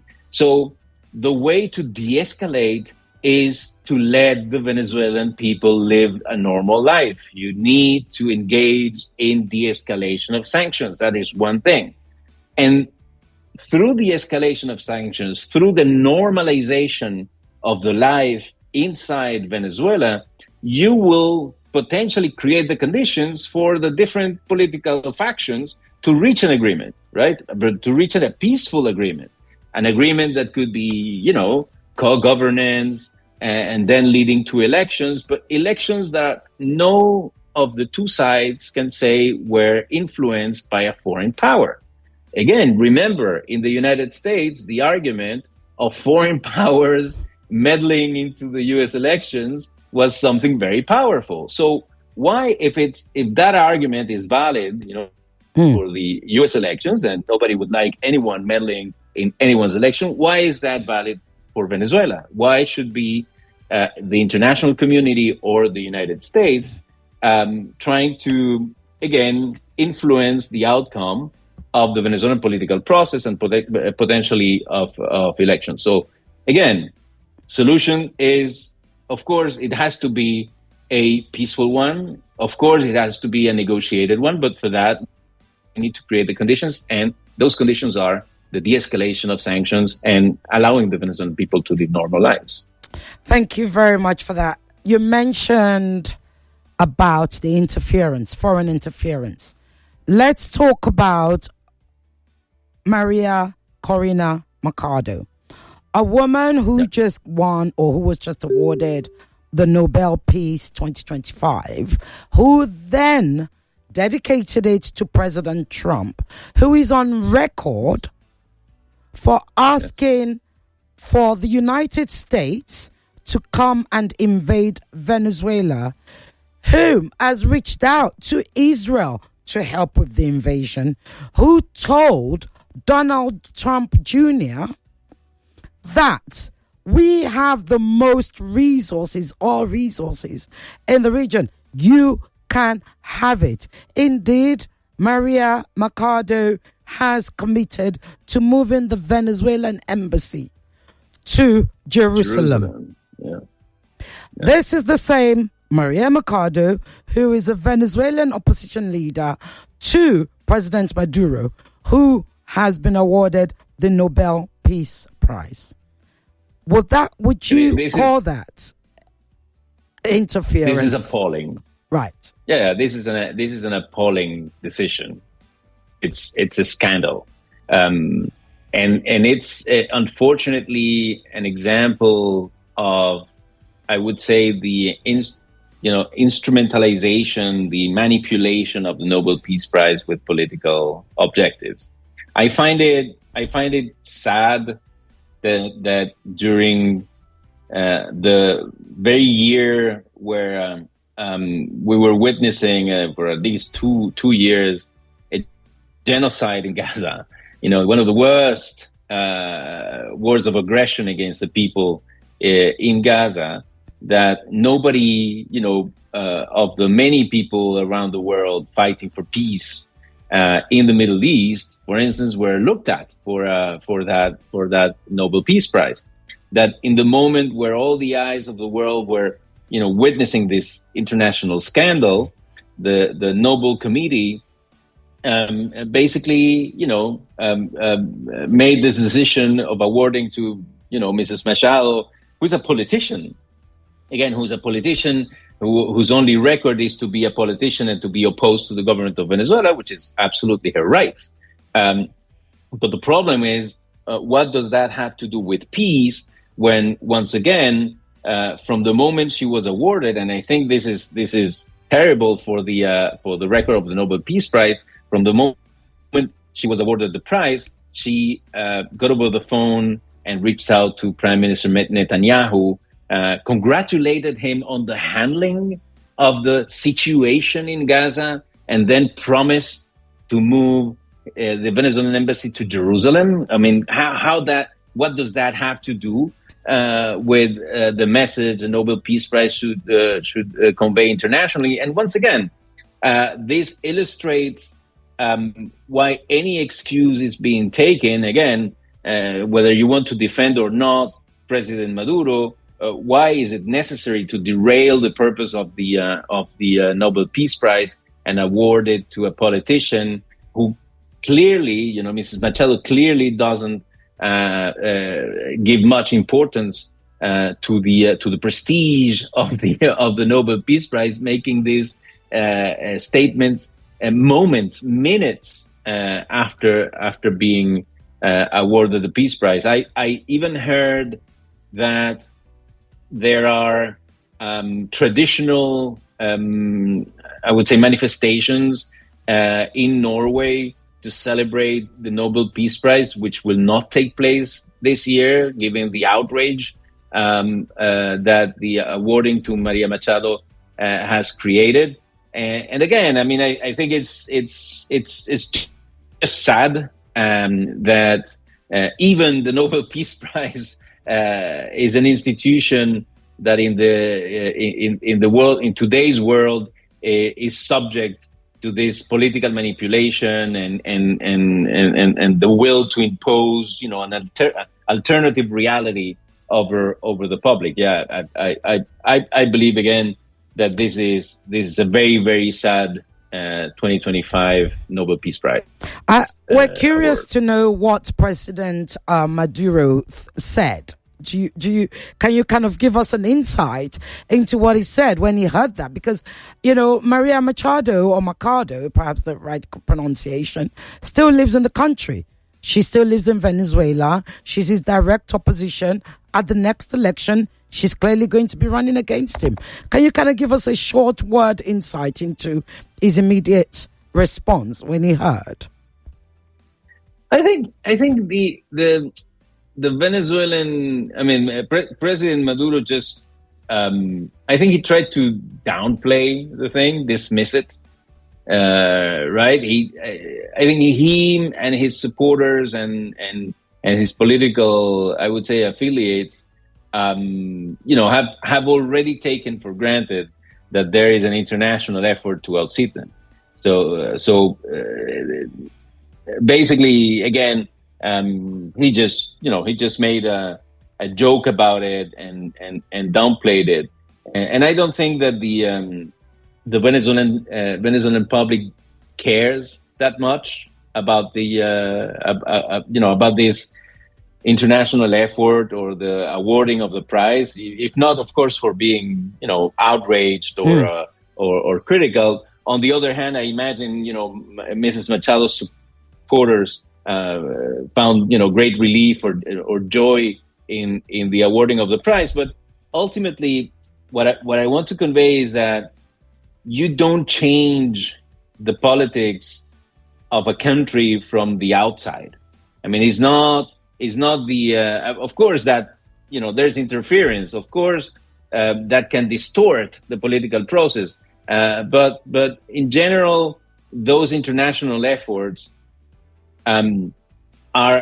complicate things even further, right? Because this sounds like a reward that is given to Mrs. Machado and an encouragement to pursue the type of radical politics that she has been pursuing. I mean, this is a person that in 2018, during the first effort of the Trump administration to unseat President Maduro, called openly for an international invasion of her own country. This is a person who, in 2004, Mrs. Machado career is very, very long. She's the only Venezuelan who, without being a head of state or being a government representative, that has been hosted in the White House. And she was hosted in the White House by George W. Bush during the invasion of Iraq. And she was showing affection and closeness to President Bush during the invasion of Iraq. So how does that, constitute a record, for someone to be associated with the Nobel Peace Prize? But again, I believe that in Venezuela, people are used to, again, being the subject of international speculation and manipulation. So, President Maduro just dismissed it and tried to give it as least important as possible. Yeah. Thank you. My listeners are already calling, and I assure you they have plenty of questions. 0201-277. I bet you didn't know Nigerians were disinformed on your politics. 0201-277. 0993-0201-465. 7190. Send your WhatsApp messages to 0809 597-5805. Before I go to the calls, how popular is Maria Mercado? In all objectivity, how popular is she? Did she come second? Did she come third in the last elections that she competed in? Yeah, the thing is that Venezuela is a very divided society. So you can find a very strong backing, for President Maduro in a sector of this society, and a very strong backing for Maria Corina Machado. It wouldn't be realistic to say that she is not popular, but being popular in a sector that aligns with your views, she's more popular also in the well-off portion of society. She's urban middle classes and wealthy Venezuelans favor her views and are in alignment with her, but by no means is she popular necessarily, in the poorer areas where the Chavismo traditionally has had a stronger social base. Again, Venezuela, even during President Chavez, Venezuela was a very divided country, and elections there were won, 51-49, 55-45 is a very polarized society with strong backing, for very, very different views. But that doesn't mean that one of the sides, needs to excite a foreign invasion in order to impose his views on the other. Indeed. Right. I'm coming to your calls now. Make it short because they like to take over. These are my listeners. They think we're hosting the show together. Please, 30 seconds. Right? There's lots of calls going. I want to fit in as many as possible. Hello. Hello. Yeah, to say again, yeah. Thank you. Titilokpa, go ahead. No, not number one. One. Oh my God. Just everything under 20 seconds. It's such a short question. Number one, the problem with the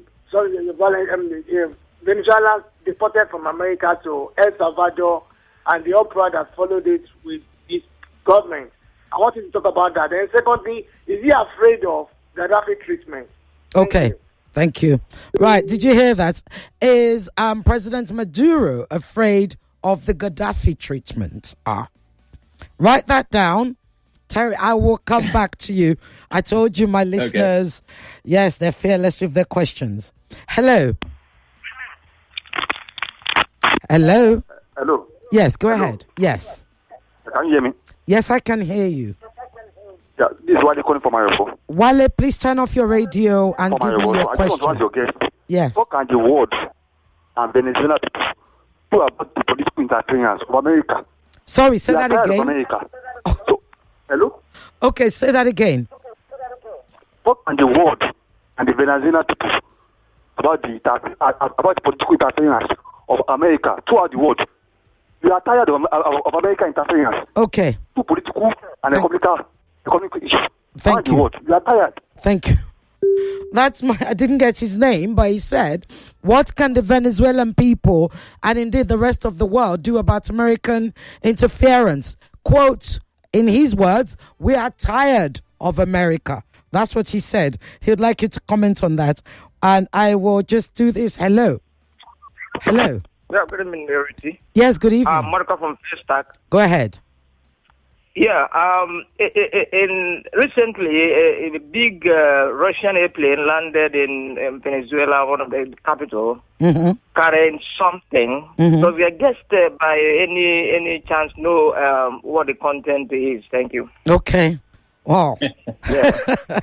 I told you, sir, you have no idea. Whatever you've heard about Nigeria, nobody told you how smart they are.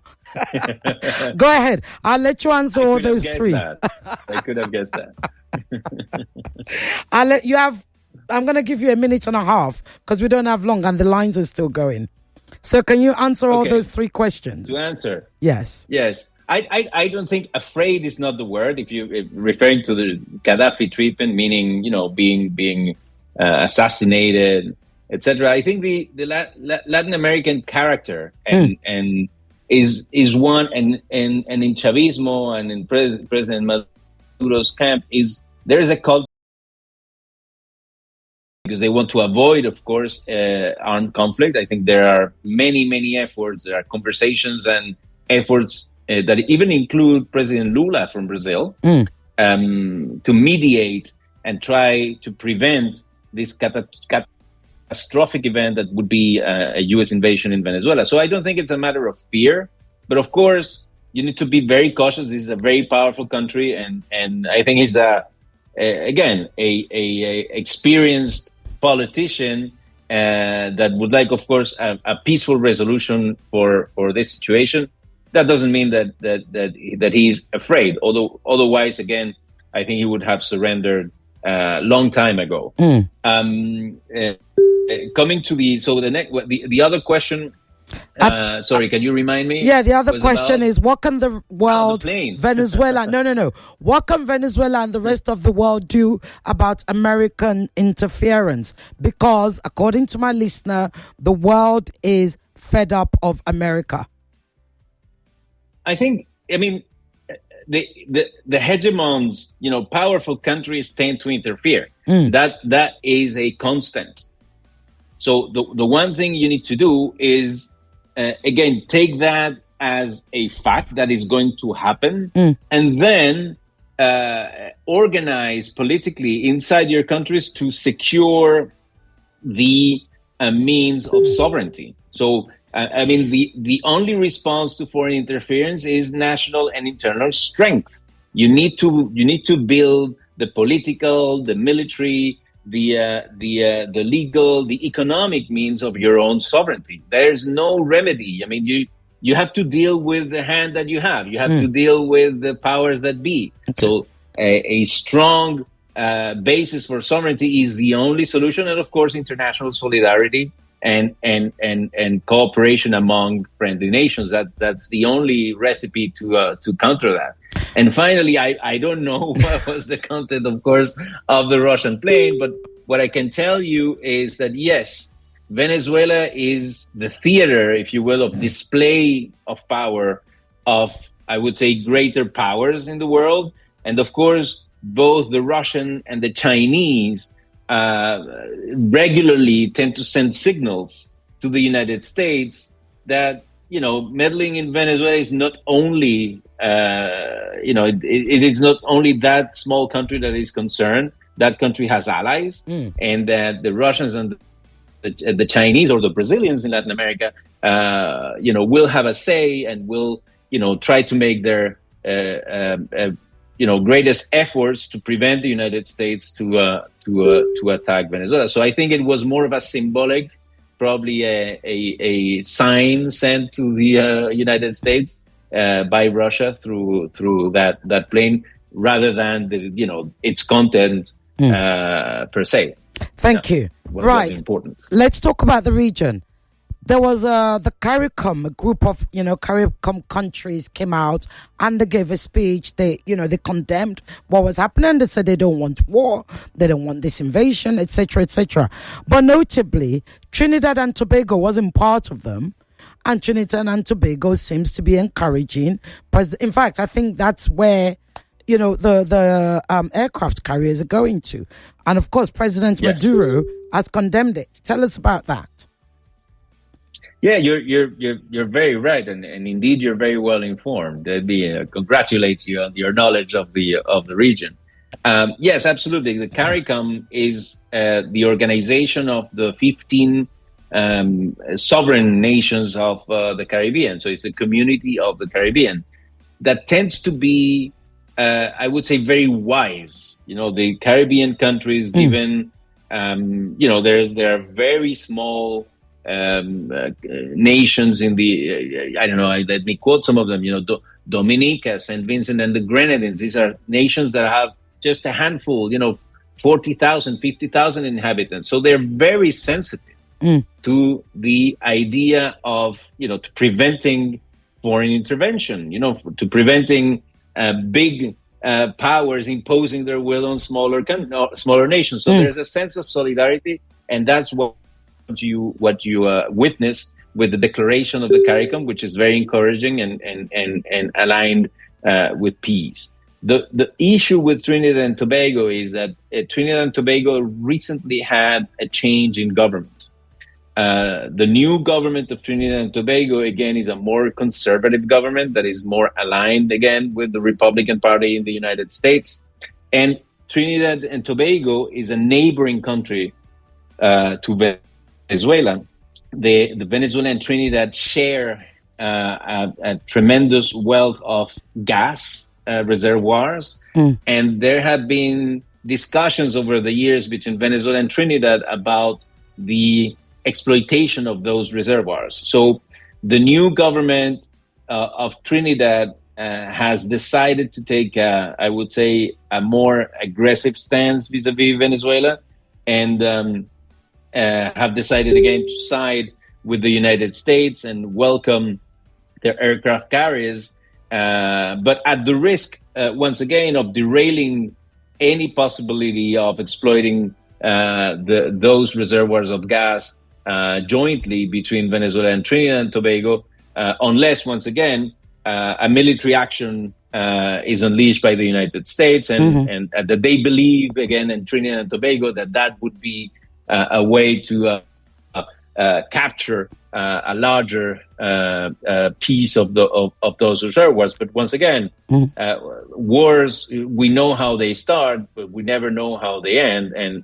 what the outcome is. So. Thank you very much. Right, I have one more question, but before I do that, I will ask my own question. Would President Maduro be willing to sit down for an interview with me? I believe so. Yes, absolutely. I think he would be open. He needs to be, in my opinion, informed about the quality of. I'm very impressed again about the quality of your program.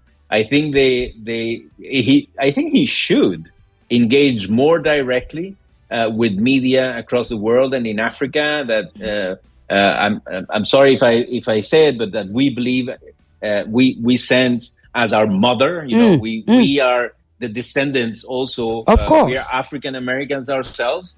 And there's a great deal of admiration for the African people and the Nigerian people in particular. We're partners in the OPEC. We have, we have had achievements together, Venezuela and Nigeria. So I believe he should engage with high quality programs that reach out to the opinion of the people directly. In important countries in Africa like Nigeria. Yes, of course. Thank you. Well, my producer will be writing you to get an appointment for that interview. Mr. Pocholeno. I'll be delighted to pass it on to the Venezuelan government. Superb. Thank you so very, very, very much.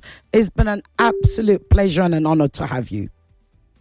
Thank you. Thank you for having me. And again, it's an honor to be in your program and to exchange with your audience in Nigeria. Have a wonderful weekend, sir. Thank you. You too. Bye-bye. Bye. Hey ladies, do you know Nigerian women are celebrated for their radiant glowing skin? That's right. But with a hot sun, protecting our skin can be a challenge. Good news! Perfectio by Vitabiotics UK gives you targeted support for great-looking skin, hair, and nails. Packed with biomarine collagen, botanical extracts, and other micronutrients which contribute to skin hydration and radiance while reducing other skin imperfections. Available in pharmacies near you. Perfectil, beauty from within. Whether you're flying for a family celebration or a much-needed reunion, fly Emirates and start your holiday on board. Explore up to 6,500 channels of entertainment, including live sport. Stay connected with onboard Wi-Fi. Enjoy special meals and toys for kids and relaxing comfort with world-class service all the way. Choose from over 150 destinations, including Dubai, India, the UK and USA. Book now at Emirates.com. Fly Emirates. Fly better. The energy from breakfast doesn't last my child the whole day. By halftime, your champ will be low on energy. That's why break time is the right time to refuel with the nourishing Milo drink. Keep your champ in the game with a Milo drink in their lunchbox. It's made from the goodness of malt, milk, cocoa, and contains food way sweet now, money kill and plus everything combined, oh. Everything combined, oh. Ogbonge just the arrive, oh. She tell me say nah, Devon King, so yeah, all she dey use fry, oh. Yeah. Now why did you love it this sweet like this? Chicken in the crisp like this. Fry the plantain, the chips and fish. Everything sweet and please. It's very, very soja, my cheese. Now we dey run it down like this. They cook it, they fry with cheese. Devon King oil is very, very soja. Introducing the new Devon King's Soya Vegetable Oil from Devon King's, our trusted family brand. Available in stores nationwide. Guess what, Nigeria? The Kellogg Superstar Quiz Show is back with season 4. Get ready to watch young superstars from schools across Nigeria battle it out in the ultimate contest of knowledge, speed, and fun. Catch all the excitement from 12th October on Z World, DSTV channel 166, and GoTV channel 30 every Saturday and Sunday at 10 a.m. sharp. It's going to be a thrilling journey of learning, laughter, and superstar moments, and you don't want to miss it. Superstar Quiz Show. Keystone Mega Milli giveaway. Yeah. Cash is calling.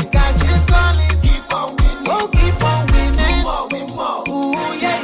Millions waiting. From now to December 31st, 2025, you could be one of the 565 lucky winners in the Keystone Mega Milli giveaway. Simply carry out 10 transactions or more on any Keystone Bank channel for weekly cash wins, or save 10,000 naira or more for a month to qualify for the mega draw where millionaires are made. No account yet? Download the Key mobile app from your app store and open one today for your share of millions. T's and C's apply. Keystone Bank. We grow together. In the kitchen game, there are players and then Agba Ballers, MVP, Player of the Year, 10-0, no rival. Become an Agba Baller with the new improved Maggi chicken flavor, made with a flavorful formation of onions, celery, turmeric to bring out your top game in the kitchen. Elevate the taste of your everyday dishes with delicious rich chicken flavor. Oh yeah, let's go. New Maggi chicken flavor, my game changer. See, everybody with him own wahala. Every day comes with its own version of challenges, and you have to be ready to face them, because only then can you move on to the next. That's why I never miss my breakfast. Scratch that. My peak breakfast, with the nutrients and energy I need to face each day, one challenge at a time. Every day is a good day to power on with a peak breakfast. Have you had yours? Peak. Reach for your peak. 99.3 Nigeria Info. Your number one station for talk. Let's talk. Where we inform, you decide, you listen, and be part of the conversation. I never believe that I'm in Nigeria. Why must government of Nigeria decide to clap its law? The police is quick to fire tear gas at peaceful protesters, right? It's like the entire nation is being gassed. That's what they are going to practice for you people now. Are you so crazy? It won't come enough. Why did the government not obey the courts? 99.3 Nigeria Info. Let's talk.